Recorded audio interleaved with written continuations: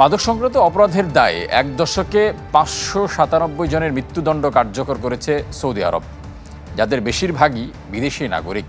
দেশটির এমন বিচার ব্যবস্থার চরম অন্যায্য বিচার বলে দাবি করেছে অ্যামনেস্টি ইন্টারন্যাশনাল। অপরাধের মাত্রা অনুযায়ী কঠোর শাস্তির বিধান আছে সৌদি আরবে।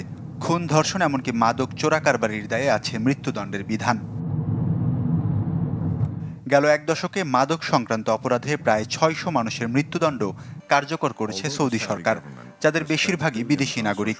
অ্যামনেস্টি ইন্টারন্যাশনালের প্রতিবেদন বলছে, মৃত্যুদণ্ড কার্যকর হওয়া ৩/৪ পাকিস্তান, সিরিয়া, ইয়েমেন, নাইজেরিয়া এবং মিশর সহ বিভিন্ন দেশের নাগরিক। ২০২১ থেকে ২০২২ সালের মধ্যে মাদক সংক্রান্ত মৃত্যুদণ্ডের ওপর সাময়িক স্থগিতাদেশের পর মৃত্যুদণ্ড কার্যকরের সংখ্যা রেকর্ড মাত্রায় পৌঁছেছে। ২০২৪ সালে মৃত্যুদণ্ড দেয়া হয় ১২২ জনকে, আর গেল মাসের শেষ পর্যন্ত এই সংখ্যা ১১৮। এমন মৃত্যুদণ্ড কার্যকরের নিন্দা জানিয়েছে অ্যামনেস্টি ইন্টারন্যাশনাল। সৌদির বিচার ব্যবস্থাকে ভয়াবহ দাবি করে এমন অপরাধের জন্য মৃত্যুদণ্ডের বিধান থাকা উচিত নয় বলে মনে করেন গবেষকরা। তাদের দাবি, আর্থিক আর ভূরাজনৈতিক প্রভাবের কারণে সৌদির এমন অধিকার লঙ্ঘনের বিষয়ে প্রতিবাদ জানায় না অন্য রাষ্ট্রগুলো।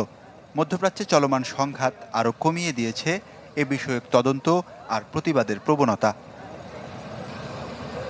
অ্যামনেস্টি বলছে, অনেক বিদেশি নাগরিকের দুর্বলতার সুযোগ নিয়ে তাদের মাদক পাচারে প্রলুব্ধ করা হয়েছে। ধরা পড়ার পর যাদের অনেকেই পায়নি আইনি প্রতিনিধি কিংবা কনসুলেটের সহায়তা। সৌদি আরবে বর্তমানে বিভিন্ন অপরাধে জেলে আছেন প্রায় ৫,০০০ বাংলাদেশি প্রবাসী। ওয়ালিউল্লাহ ফারুক, চ্যানেল 24।